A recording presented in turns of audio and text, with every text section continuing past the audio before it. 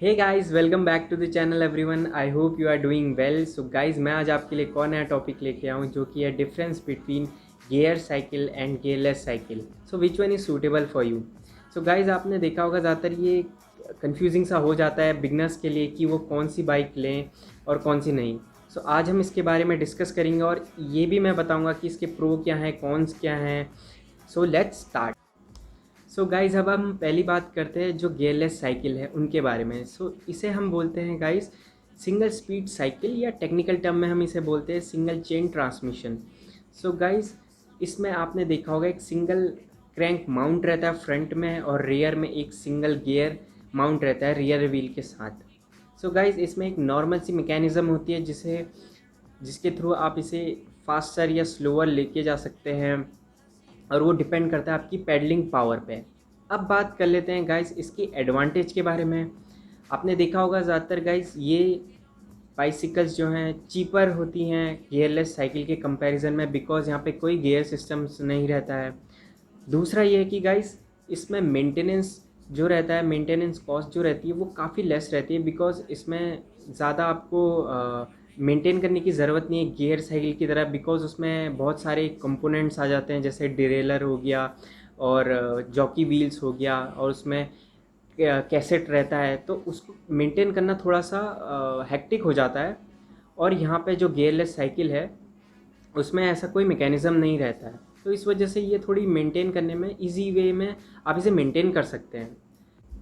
अब बात कर लेते हैं गाइस इसकी डिसएडवांटेज के बारे में, जो कि है गाइस आप इसको लॉन्ग डिस्टेंस के लिए नहीं यूज़ कर सकते। ये राइडिंग थोड़ी अनकंफर्टेबल बना देती है, और इसके साइड इफ़ेक्ट भी रहते हैं कि आपकी नीज़, आपके जॉइंट्स में काफ़ी पेन होने लगता है। सो इन सब का कारण है कि सिंगल मैकेनिज़्म, क्योंकि ये गियर सिस्टम इसका सिर्फ सिंगल ही रहता है और ये उतना कंफर्ट नहीं दे पाता as compare to gear cycle के।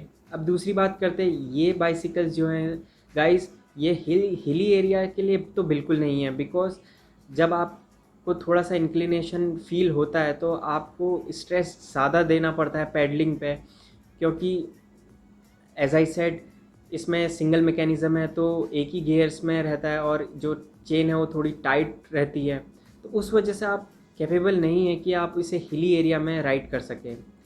अब बात करते हैं गाइस तीसरी, जो कि है गाइस आपने देखा होगा ज़्यादातर इन बाइसिकल्स को आप ज़्यादा तेज़ नहीं चला सकते एक सर्टेन लिमिट के बाद।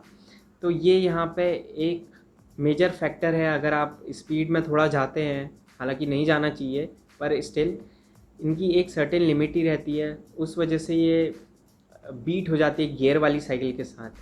सो ये था पूरा गाइस एक एनालिसिस ऑफ गियरलेस साइकिल के बारे में। सो गाइस, अब बात कर लेते हैं जो कि है एक गियर साइकिल के बारे में। सो गियर साइकिल को गाइस हम बोलते हैं मल्टी स्पीड साइकिल या फिर मल्टी चेन ट्रांसमिशन बोलते हैं। सो गाइस, इसमें देखा होगा आपने जो मैकेनिज़्म है गियर्स का वो काफ़ी ज़्यादा रहता है। मींस जो क्रैंक रहती है वो 3 क्रैंक रहते हैं फ्रंट में, और रेयर में जो है 7 कैसेट रहते हैं, विच मीन्स जो गियर्स रहते हैं अलग अलग नंबर ऑफ़ टीथ रहते हैं उसमें अवेलेबल। सो गाइस, इसके कॉम्बिनेशन को मिला के जो हम बोलते हैं वो उसे हम कहते हैं 21 स्पीड गियर सिस्टम। और ऐसे करते हुए मार्केट में काफ़ी इससे ज़्यादा भी गियर्स अवेलेबल हैं बाइसिकल्स में। तो ये गाइस आपकी राइडिंग क्वालिटी और आपको एक कंफर्टेबल राइड प्रोवाइड करती है, उस वजह से गियर वाली साइकिल थोड़ी सी ज़्यादा कैपेबल होती है एज अ लॉन्ग डिस्टेंस के लिए कंपैरेटिव जो हमारी गियरलेस साइकिल रहती हैं। अब बात करते हैं गाइज इसके एडवांटेज के बारे में, जो कि है इसकी राइडिंग जो क्वालिटी रहती है और जो कंफर्ट रहता है वो काफ़ी अच्छा रहता है कंपैरेटिव सिंगल स्पीड साइकिल जो रहती है हमारी जो नॉन गियर साइकिल हैं। दूसरा ये है कि गाइज आप इसमें प्लस पॉइंट ये है कि आप इसे हिली एरियाज़ में आराम से लेके जा सकते हैं लीस गियर में शिफ्ट करके। और गाइज ये लॉन्ग टर्म में या फिर जो लॉन्ग डिस्टेंस रहती है उसमें ये कैपेबल हैं, बिकॉज़ यहाँ पे मल्टीपल गियर्स मिलते हैं, तो उससे आप इसे फास्टर और स्लोअर में शिफ्ट कर सकते हैं। और दूसरा एडवांटेज ये है कि गाइस इसमें आपकी जो स्ट्रेंथ है या आपका जो स्टेमिना है वो मेंटेन रहता है, बिकॉज़ यहाँ पे मल्टीपल गियर्स की वजह से, और ज़्यादा आपको स्ट्रेस आपके जॉइंट्स में या फिर आपकी नीज़ में उतना नहीं पड़ता जितना कि एक सिंगल स्पीड साइकिल। अब बात कर लेते हैं गाइस इनकी डिसएडवांटेज के बारे में। जो गियर साइकिल हैं गाइस, आपने देखा होगा ज़्यादातर काफ़ी मेंटेनेंस मांगते हैं, बिकॉज इसमें ऐसे कंपोनेंट्स रहते हैं लाइक फ्रंट साइड क्रैंक रहता है, फ्रंट डिरेलर रहता है, रियर डिरेलर रहता है, जॉकी व्हील्स रहते हैं, और एक कैसेट रहता है पूरा, और जो इसकी वायर्स रहती हैं which is connected to derailleur. तो वहाँ पे गाइस ये कंपोनेंट्स जितने ज़्यादा होते हैं उतना ही उसका मेंटेनेंस चार्ज रहेगा। तो उस वजह से इन्हें ऑफ्टन मेंटेन करना पड़ता है, बिकॉज अगर कहीं पे फेलियर आया कैसेट में या कोई भी डिरेलर में, तो आपका जो गियर सिस्टम है वो काफ़ी इफ़ेक्ट करेगा आपकी राइडिंग में। दूसरा ये कि गाइस जो बाइसिकल्स रहती हैं ये थोड़ी सी कॉस्टली रहती हैं कंपैरेटिव जो नॉन गियर साइकिल रहती हैं, बिकॉज यहाँ पे गाइस एज आई सेड जो इनके कंपोनेंट्स हैं वो इसकी कॉस्ट को जो है थोड़ा इंक्रीज़ कर देते हैं, तो उस वजह से ये थोड़ी सी कॉस्टली रहती हैं। हालांकि जो राइडिंग क्वालिटी है और जो कंफर्ट है वो गियर साइकिल में काफ़ी रहता है। तो ये था मेरा इनके एडवांटेज और डिसएडवांटेज जो एक गियर और नॉन गियर साइकिल में रहते हैं। सो गाइज़ अब हम बात कर लेते हैं एज अ बिगनर, अगर आप मार्केट में जाते हैं तो आप फर्स्ट देखते हैं गियर और नॉन गियर साइकिल और आपको कन्फ्यूजन होगा ही होगा। सो गाइज़ अगर आप एक नॉर्मल सी राइड चाहते हैं और साइकिल लेना चाहते हैं आप एक नॉर्मल सी राइड के लिए, तो आप प्रेफर कीजिए आप गियरलेस साइकिल ही लीजिए जो आप 3 to 5 किलोमीटर की नॉर्मल सी राइड करते हैं।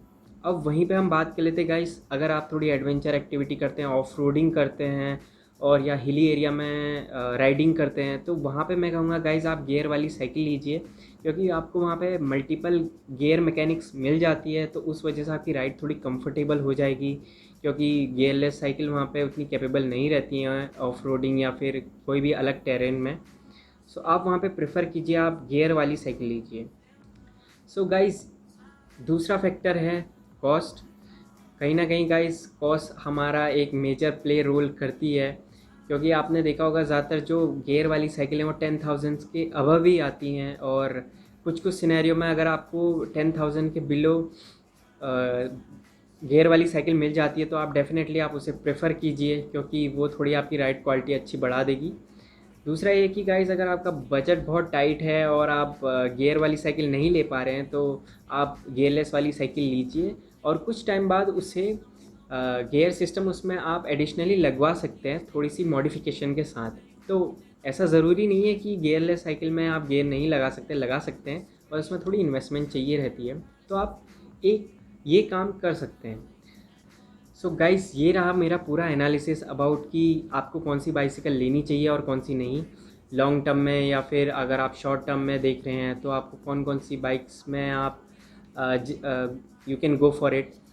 सो यहाँ पे कॉस्ट हो गया, मेंटेनेंस हो गया, उनकी राइड क्वालिटी हो गया, काफ़ी सारे मेजर फैक्टर हैं जो आपको हेल्प करेंगे आपको कौन सी बाइक प्रेफर करनी चाहिए। दूसरा ये कि गाइस एज अ बिगनर जब मैं भी बाइसिकल लेने गया था, कहीं ना कहीं ये चीज़ें मैंने भी बाद में एनालाइज करी थी जब बाइक परचेस कर लेते हैं, तो आपके साथ ऐसा ना हो, तो ये मेरी एक इन्फॉर्मेशन है। अगर आपको ये वीडियो अच्छी लगी हो, अगर आपको कोई और एडिशनल इन्फॉर्मेशन चाहिए हो, तो आप कमेंट सेक्शन में कमेंट कीजिए और मुझसे पूछिए, और मैं डेफिनेटली आपको आंसर करूँगा।